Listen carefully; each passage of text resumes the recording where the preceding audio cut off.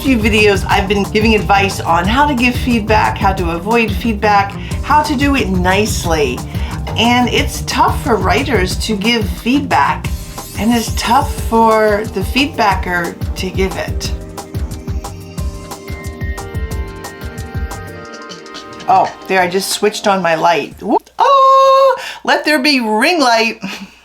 This isn't so much about the feedbacker, it's more about the person getting the feedback, the writer getting the feedback. The biggest problem that I see with new writers is that the writing sounds amateur.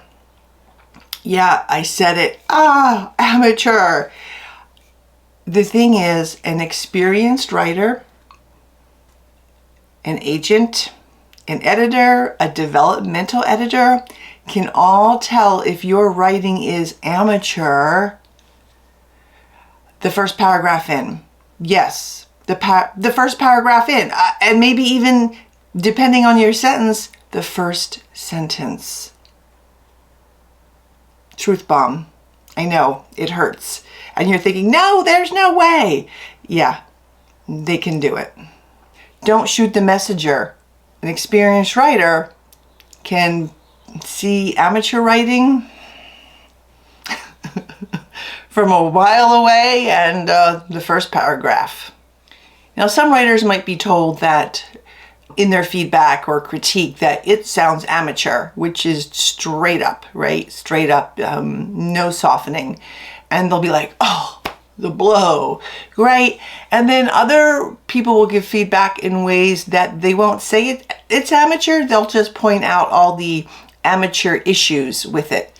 But either way, it's the same.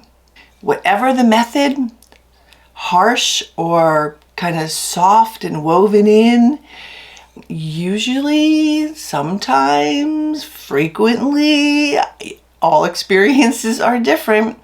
The writer gets very, very upset, often angry, sometimes hurt, or maybe they're all hurt and it comes out as anger. I'm not sure. They refuse to listen and they refuse to take the advice. I was discussing this with my husband the other day, and because, he kind of watches my series. Actually, no, he just wants to know what the topic is anyway. But he has coached soccer and baseball for 20 years. And I think he's going to even be adding to that number because my daughter has already made hints and rumblings about him coaching his grandson's team, who is 3. So I'm thinking, T-ball, Gramps, here we come. So I asked my husband, I said, is it different for somebody who's doing something physical? Did you find that some people take advice and feedback and some people don't? Because I'm thinking it might be different. Because I'm one of those people who takes feedback.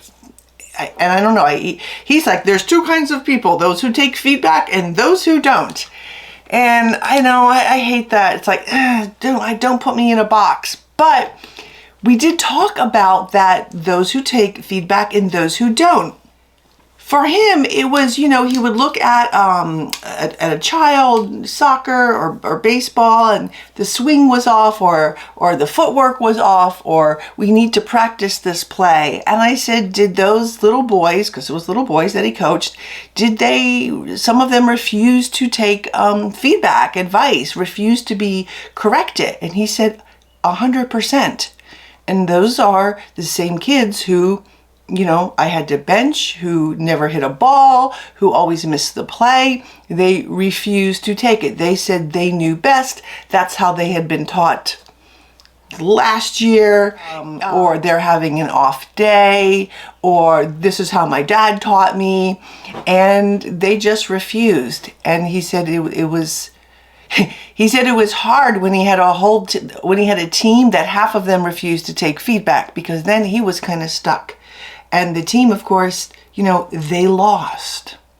So some of the kids he coached refused to listen and therefore refused to learn to improve. If you play golf, you take golf lessons, and that one little tweak golf or any sports or dancing or any of that, one little tweak, one little change can make a really big difference. And I think with sports, and that's why like my mind went to sports when I was, writing this particular episode, was in sports you have muscle memory, right?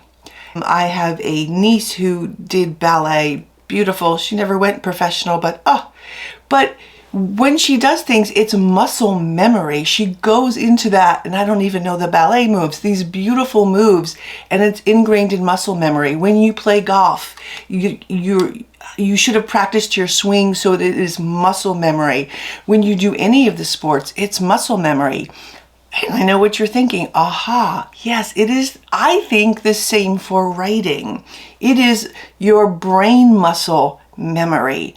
And so learning the correction, once you learn the correction, you have to practice the correction.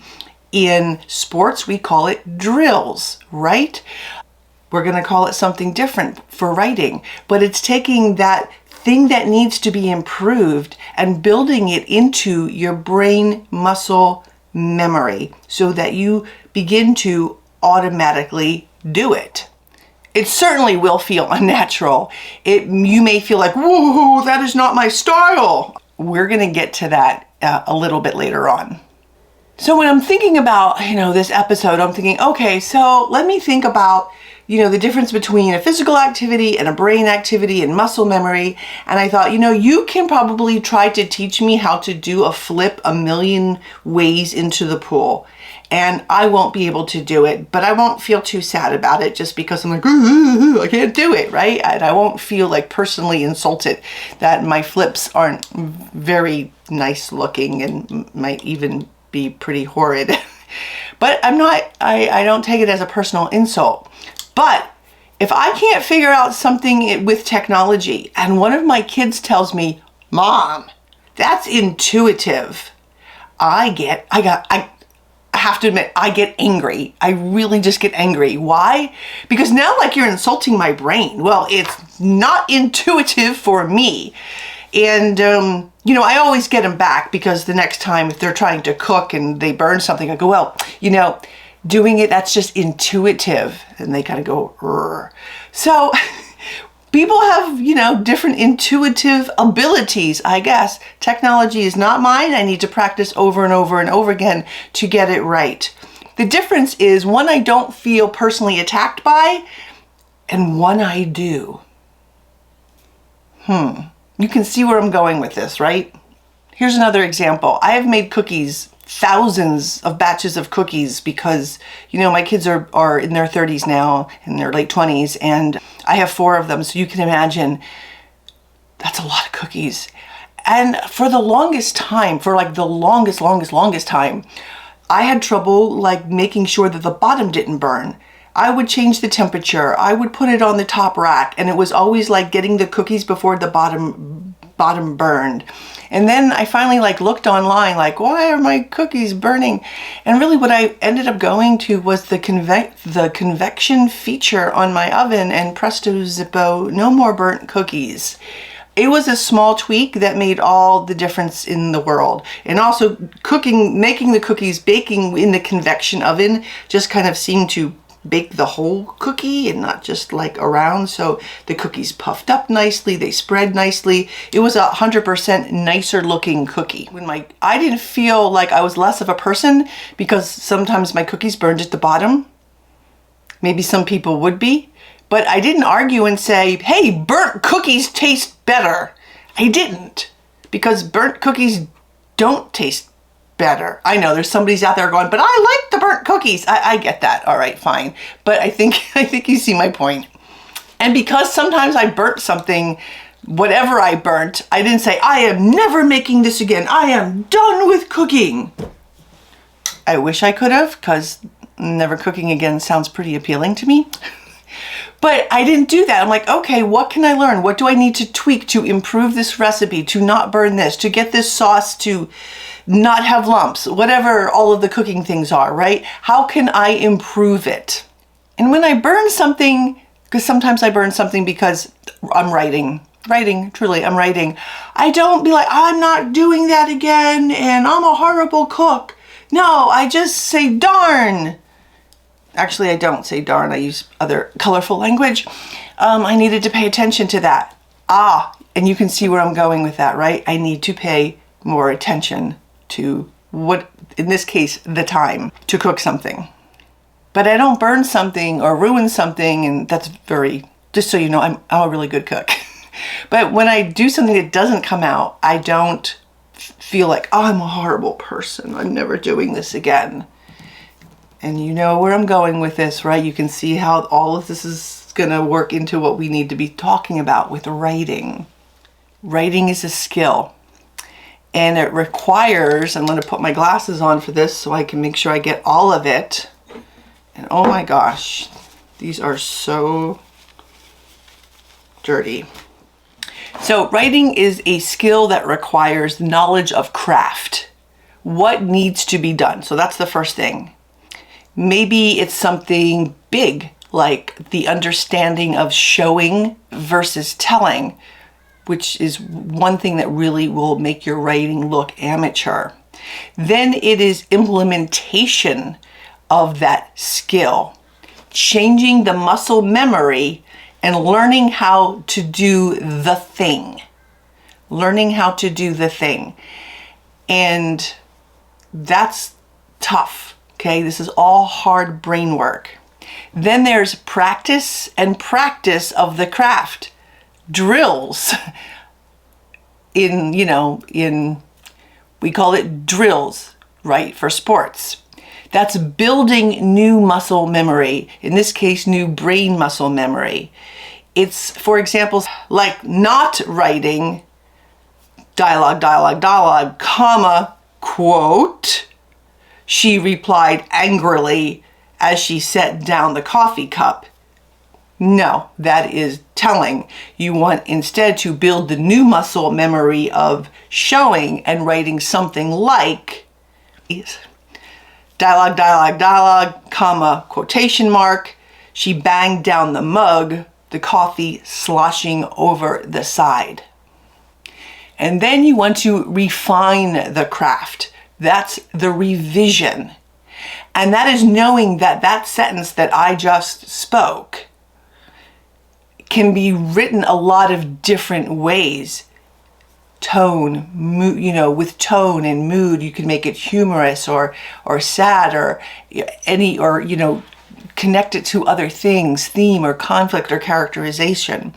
An example would be dialogue, yada, yada, yada, quotes, she banged the coffee cup on the table, latte foam spraying all over the counter. There's probably a billion ways I could write that, and it would depend on context, how I would write it. So let's review.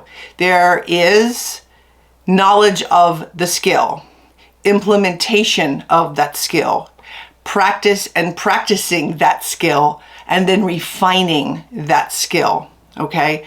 That's what needs to be done when you learn something, and it's tough, and it's hard work. Now, many of you know that I'm a teacher, and I am really surprised when I hear other language arts teachers tell me that writing is an innate talent and cannot be taught. I totally disagree. Now, some people are more naturally inclined or gifted at it. I get that. But the rest of the people, no. My students, and I've been doing this for over 20 years, and what I've done during that 20 years is really try to figure out exactly what the smallest aspects of those skills are, those smallest components, breaking them all down so they can be learned and implemented when I teach them how to write an essay. I give very, very specific feedback, and I even have a TikTok about that with using my real name, which one day I'll integrate when I retire. But it's simple. It's breaking it down to the smallest components. An example would be they have to always, you have to give a title to an essay, right? So I always tell them to look at their thesis and their And their thesis is always 3 parts. That's the subject, the opinion, and the plan, 1 sentence. I tell them to take away one of those parts and turn that, rearrange the word and turn that into a title. Okay?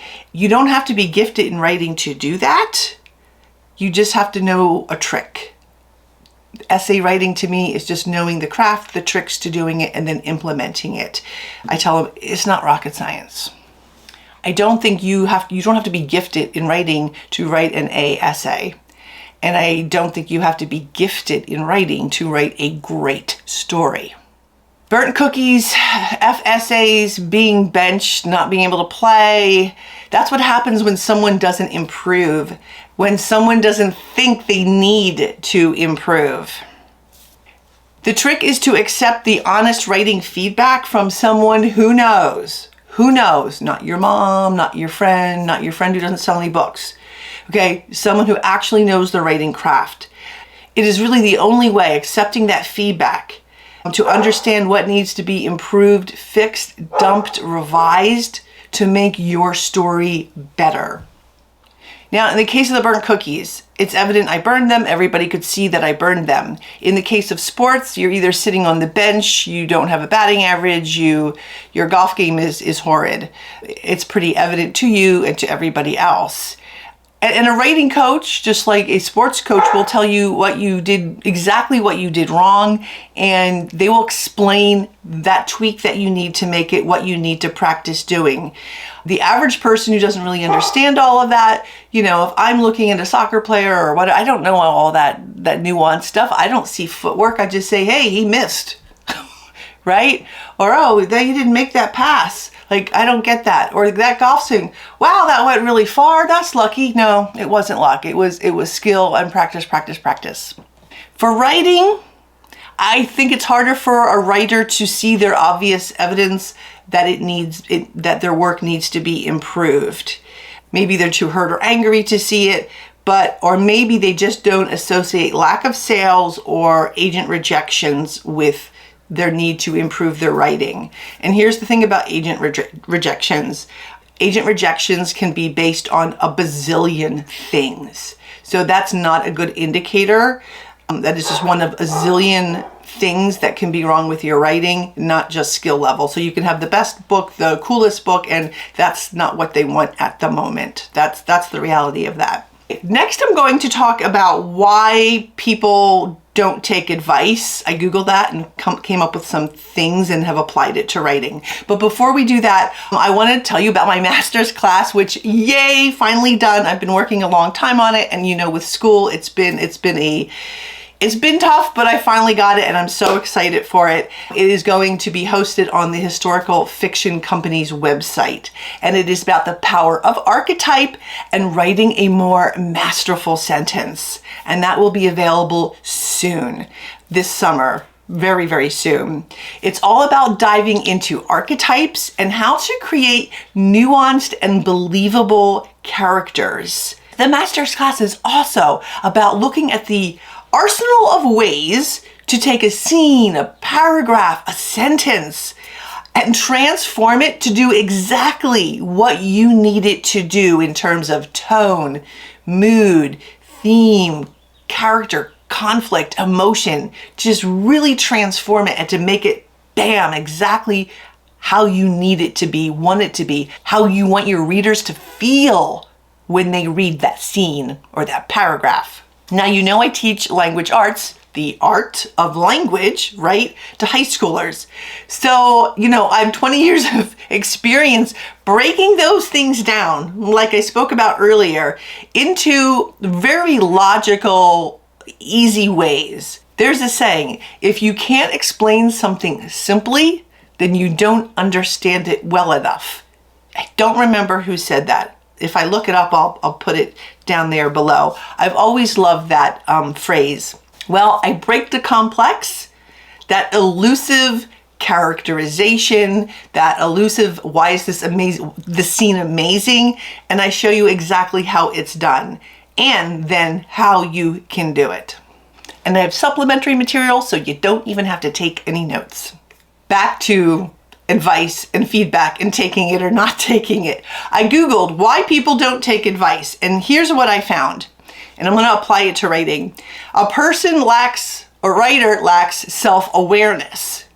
I think this one is a biggie for writers. They simply don't know that it is amateur sounding or that they're making amateur mistakes and errors. 2, they have too much pride and arrogance. Another biggie, and I'm going to tell you a little story about that in a minute. 3, they're too busy to figure it out because they know it will take time and lots of effort. Yes, it will take time and lots of effort. Rewrites take time. Taking something from telling to showing means changing everything about your manuscript. Is it hard work? Yeah, but guess what? Writing a book is hard work. But once you learn that you change your muscle memory, you're well on your way to making that next first draft a lot better, because you're building that muscle memory of good writing instead of reinforcing the muscle memory of amateur style writing. If you want to write a great book and tell your story the best way, it's going to take some time. It's a time thing. Good things take time. Writers, worry that they won't understand what you're trying to teach or what's trying to be taught. So I think that's a fear thing, right? You worry that if you don't get it, that you must be stupid. And nobody wants to feel dumb. But that's something that, once again, it's a drill thing. And I think most people can get it. Another one is that maybe writers, they think it's going to be too much work. I think that kind of goes with too busy, but no, I think too busy is you don't have time, and too much work is it's going to be a lot of hard brain work. People are lazy. We are. We want to do what is the least effort required. I'm reading a book about this right now, about habits and how to change them. And he talks about whole humankind is about doing something with the least effort. And normally why we don't do something is it's too hard to do, or it takes too much effort. So if somebody's told that something will take a lot of effort, that doesn't sound fun, does it? No, that does not sound fun at all. Oh, this is going to take a lot of effort, and your brain's going to hurt, and you're going to get frustrated, and yeah, no thanks. I'll forget that improvement stuff. Number 6 is that the writer, the person, does not value the person giving the feedback.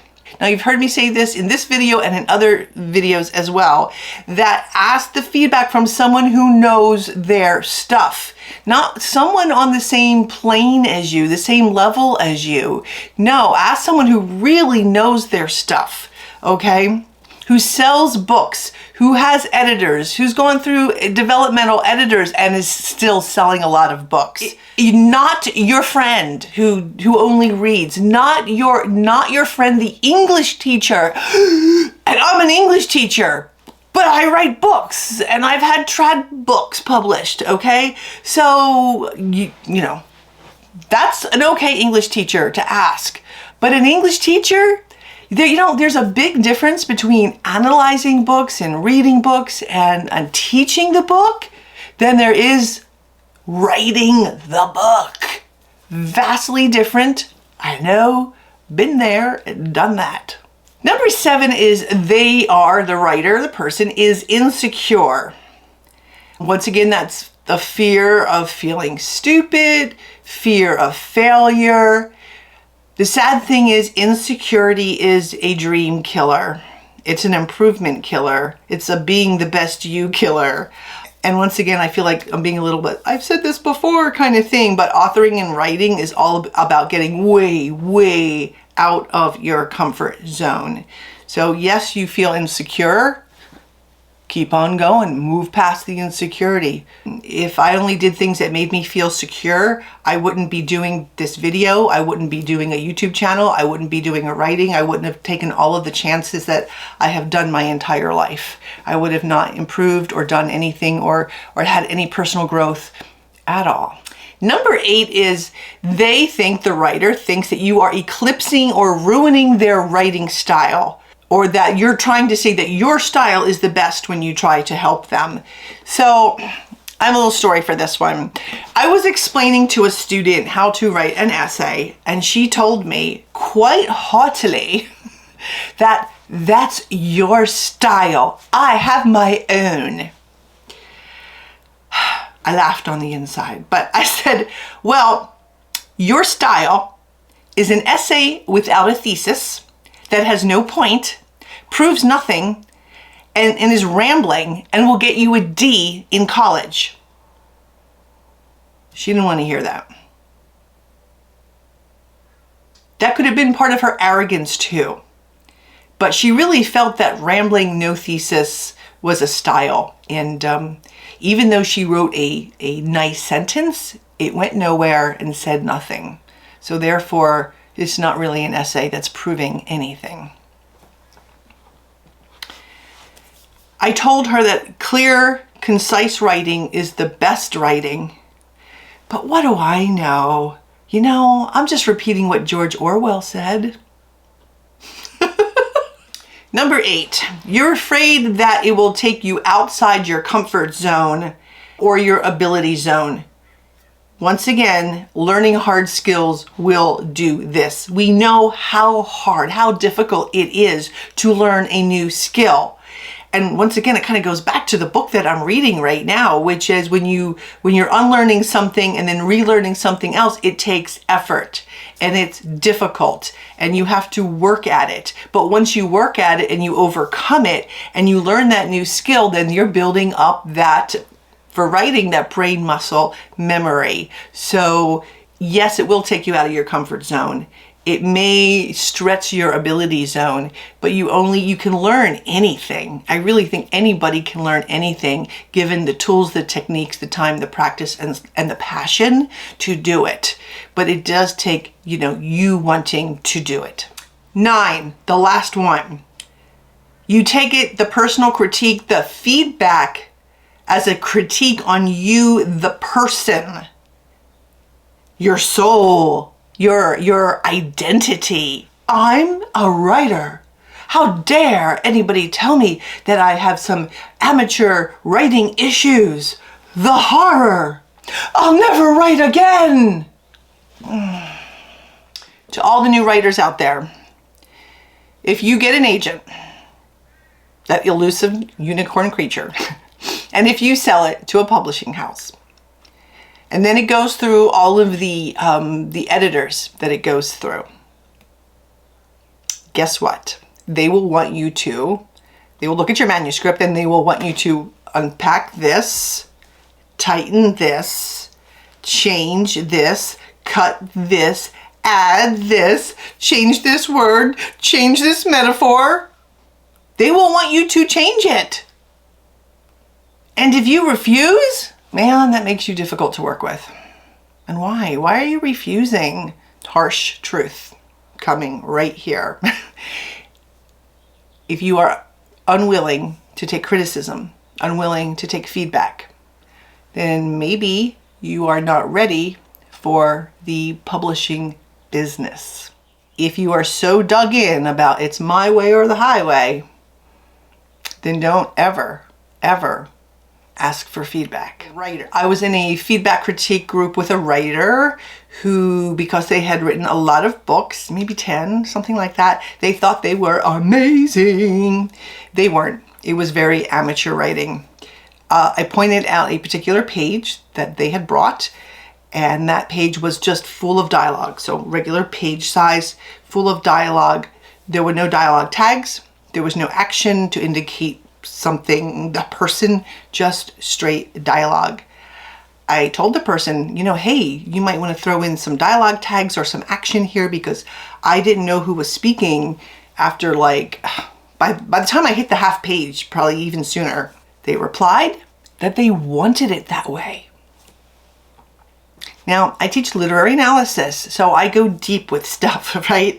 I said, oh, you wanted it that way. Was that because you were trying to show that these two characters are really so much the same in every way that it doesn't really matter who's discussing because they're pretty much the same? Is that what you're trying to say?